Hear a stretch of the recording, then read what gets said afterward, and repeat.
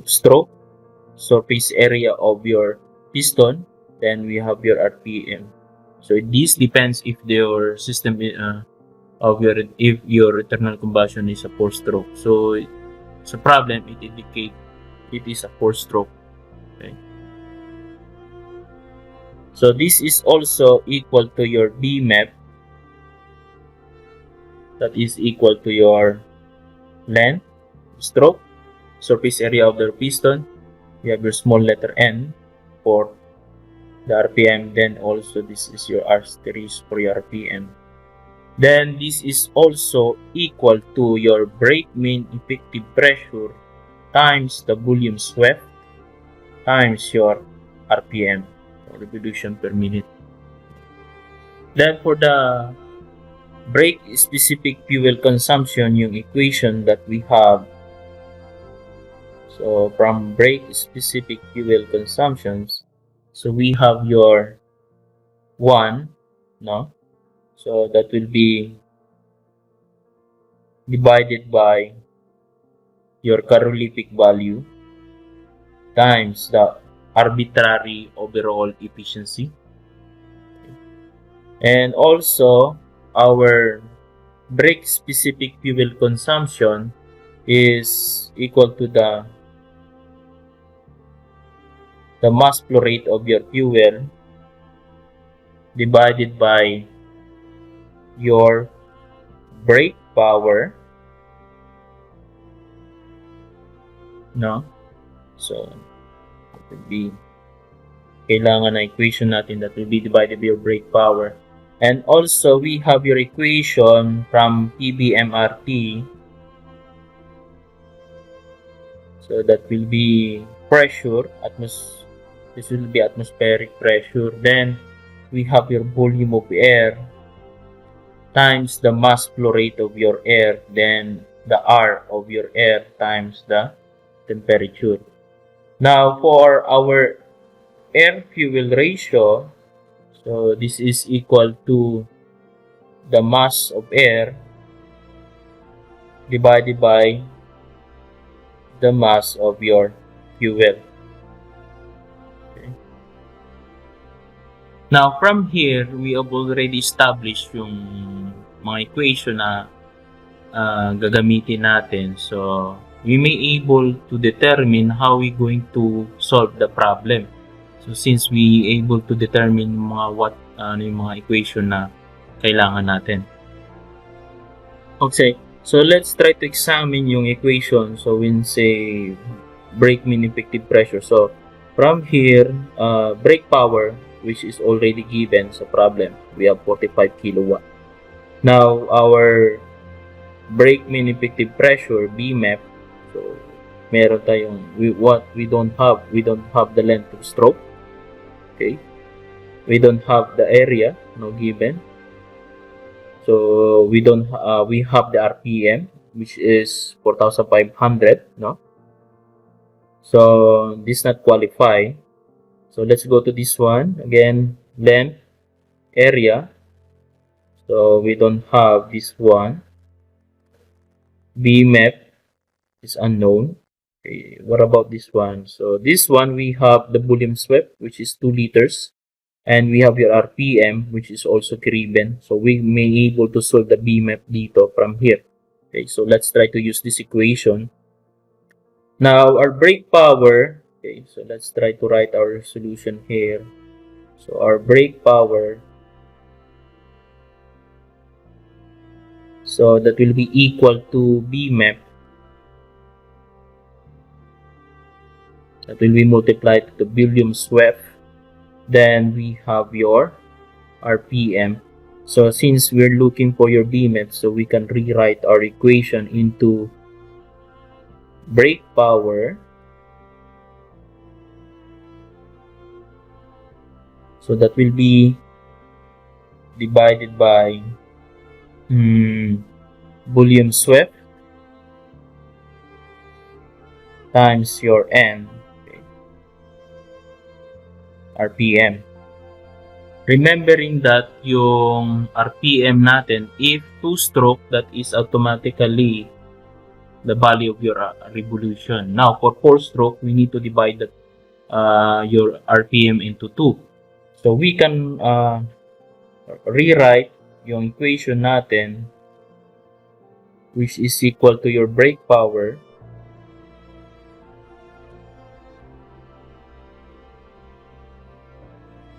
so that will be divided by your volume swept.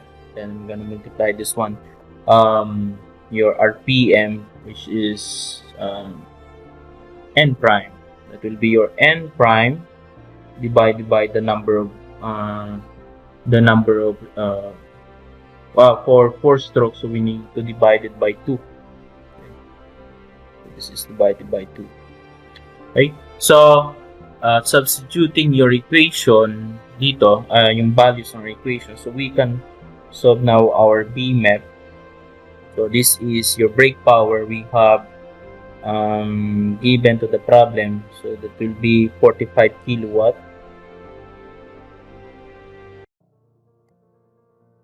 So this is all over divided by the volume swept. So volume swept natin is we have 2 liter. So this can be expressed yung kilowatt natin, so that will be expressed. So let's try to express this one in terms of Newton meter per second. Okay. I'm going to change this one. So I'm going to express our brake power in terms of 45,000 Newton meter per second. Then our volume split. So I'm gonna change this one into cubic meter. So for your 2 liter, so usually we have 1 cubic meter conversion. So that is equivalent to 1,000 liters. Then I'm gonna multiply yung N, the value of RPM, that will be how much? So we have 4,000, no? So for this will be 4,000 revolution per minute. Okay, then I'm gonna divide this one by 2. Okay, so take note, the unit ng sa taas, which is in seconds, so we need to convert also your minute dito sa baba. So that will be 1 minute, so divided by 60 seconds. Okay, so to cancel, para mag-cancel out natin yung units dito. So from here, we can cancel out our units. So we have your revolution. So revolution will be cancelled out.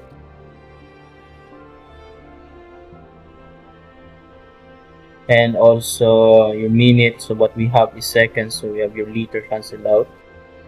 So cubic meter, okay. So usually magka-cancel out ito, may 1 is 2, and we have your Newton meter here. Then your second will be cancelled out. So usually pressure, brake mean effective pressure, that is in the units of pressure. So dapat ang maging unit natin is Newton per square meter. So using our calculator dito, so we have your bmep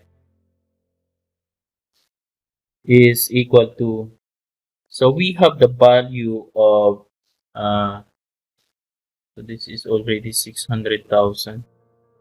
So writing that one, we have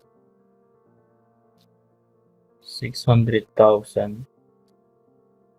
So this is Newton per square meter, or that will be 600 kPa. So next, we need to determine naman is yung arbitrary overall efficiency. So from the brake specific fuel consumption, that is 1 over the calorific value, then arbitrary overall efficiency. So this is also equal to the mass flow rate ng fuel, then brake power. Now, meron tayo brake specific fuel consumption, so we have your value 1 divided by 1, yung calorific value meron din tayo. So from here, we can solve now the arbitrary overall efficiency. So we have so brake specific fuel consumption, so that is equal now to 1.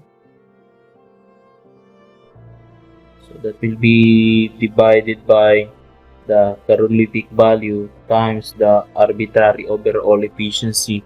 So we can rewrite our equation in the form of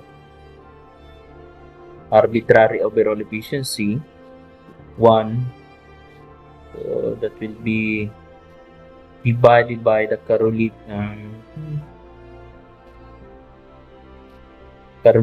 value times the brake specific fuel consumption. So our arbitrary overall efficiency natin now is equal to calorific value, which is 42. So we have 42. So this is megajoule, no? Megajoule per kilogram. Then multiply by brake specific fuel consumption. So that will be 0.071. So this is kilogram divided by all over by megajoule. Okay. So we can cancel out yung units dito.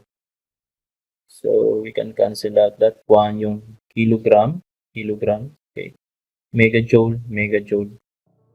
So we have now the value of your overall arbitrary efficiency is equal to, so we have 0.33 K, or let's say this is now equal to 33.5% for the arbitrary overall efficiency.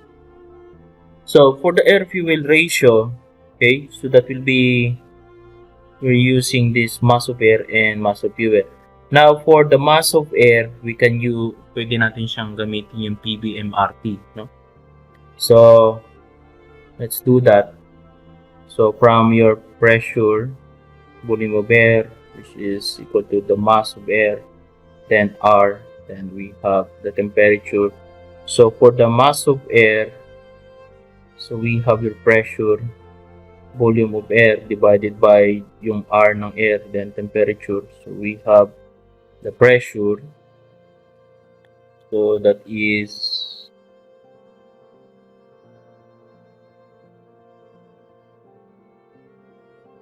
will be equal to, our pressure is 100,000, no? So that will be 100,000. So the unit is Newton per square meter. Then I'm going to multiply by the volume of air. So we have your volume of air, we have your volume that is being swept. So that will be 2 liters. So let's write that one, that will be 2 liters. So 1 cubic meter, let's try to convert that one, is equal, divided by 1,000 liter. Okay. Then yung R of air, so the R of air, that will be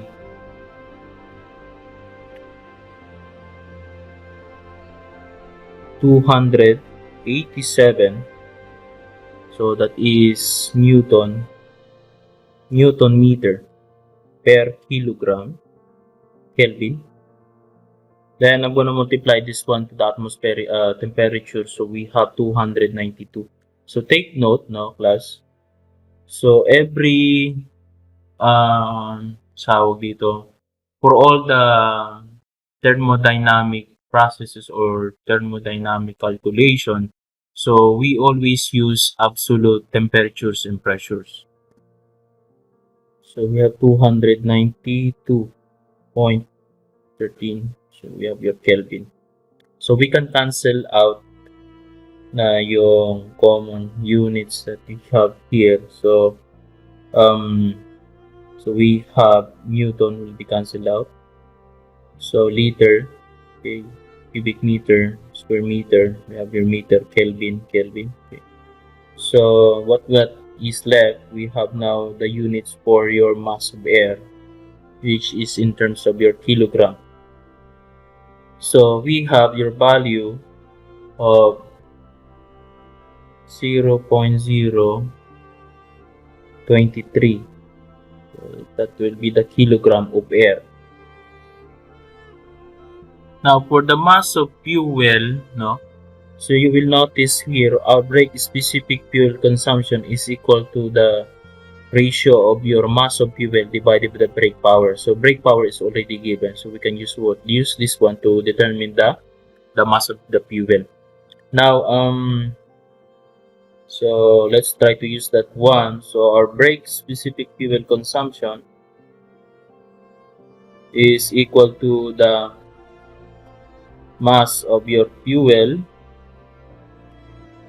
then it is divided by the brake power.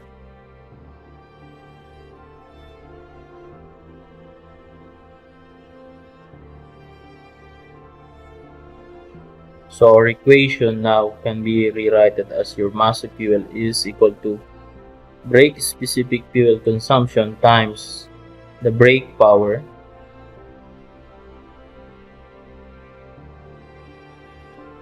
So our mass of fuel is equal to brake specific fuel consumption. So that will be 0.071. That will be kilogram per megajoule. So times the brake power, we have 45. No? So I'm gonna take note, this is already in units of kilowatt, and in order para mag-cancel tayo ng megajoule, so I'm going to convert also this 45 kilowatt into a megajoule. So this will be converted to megajoules. So this is 0.0. This is 0. That will be 45. So in terms of mega, so this is a megajoule. So kung megajoule yan, we going to express this one. So megajoule. So I'm gonna express the megajoule per second. So joule per second is also equal to kilowatt. Okay. So from there, so we can cancel yung common units na dito. So megajoule will be cancelled out. Okay. So what we have now is kilogram per second for. So cancel out natin. So we have now the value of your mass flow rate, which is equal to, so this is equal to, so that will be 0.0032.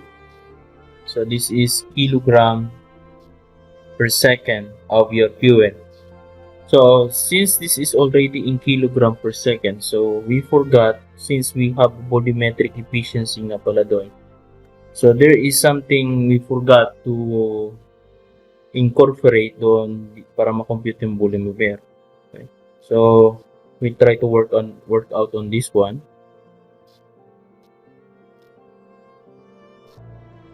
So remembering, okay, so I'm going to rewrite our equation dito, so to correct this one. So we have volume of air, so that will be mass of air, R, and we have temperature.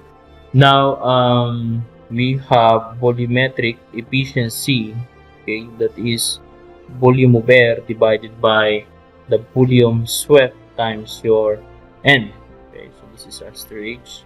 So we can compute our volume of your air.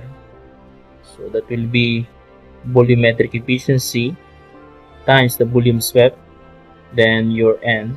Okay, so this is also equal to your volumetric efficiency, volume swept, times your N prime, since it is a 4-stroke, divided by 2. Okay, so we can use this one to substitute in the equation to get the values of that one. So okay, so substitute natin those equations. So from your PBMRT, we have your pressure now is multiplied to volumetric efficiency, volume swept. Then we have your N prime divided by 2. So I'm gonna change this one into close parenthesis. So this is okay. Then this is equal to the mass of your air, mass flow rate of your air times your R times your T, temperature. Now, to get the mass of air, we have now the mass of your mass flow rate of your air. So that will be pressure times the volumetric efficiency times the volume swept times your N prime divided by 2. Okay. Then it is all over divided by the R of air temperature. Okay. So, substitute natin yung values natin dito. So, we have your mass of your air, mass flow rate of air. So, your pressure, so that would be 100,000. So, that is in Newton per square meter. Then, multiply it by the volumetric efficiency, which is 0.8. So, that is 80%. Okay. Times, so that will be multiplied to volume swept. That will be 2 liters.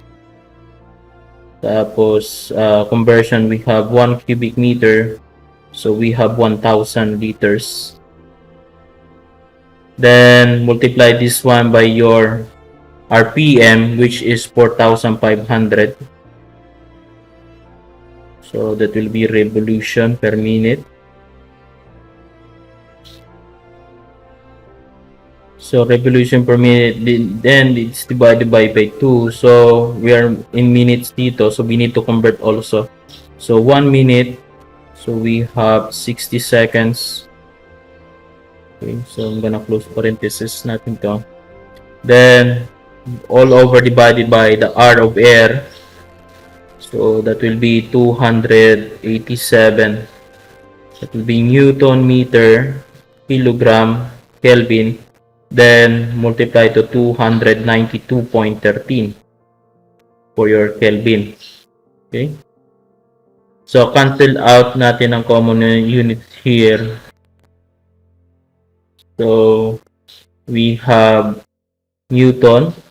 So, will be cancelled out. Meters cancelled out. We have liters cancelled out. So, cubic. So, we have your minute cancelled out. So, this is a second. So, yun na maiwan. We have your kilo and Kelvin. Okay. So, finally, we have your mass flow rate of your air is equal to. So, we have your mass of air, which is equal to 0.071. Or let's say this is 72. So, the unit is kilogram per second. Okay, so we're going to delete this one. So this is the right solution for that one. So we're going to delete this one. Okay, so we have now the mass of air and mass of your fuel. So we can compute your air-fuel ratio. So mass of air and the mass of your fuel. Now our mass of air, so that will be 0.072 kilogram per second. So this is all over divided by 0.0032, that will be kilogram per second. So we can cancel out yung units dito. So this is okay, so ano natin? So, mag-cancel out natin yung seconds na lang. So, okay. So, since we have the ratio is kilogram of air, kilogram of fuel. So, we have the value of for your air-fuel ratio. So, the air-fuel ratio is equal now to 22.5. So, that is kilogram of air, kilogram of the fuel required in the combustion. Okay, so that is our solutions for this problem, no? So let's try to have to recap. So usually we need to determine, establish first is what will be the given in the problem, and next we need to determine what will be the unknown, and determine also what are the equation required to solve the problem. Then from there we can derive your equation, then we come up with the solution. Okay.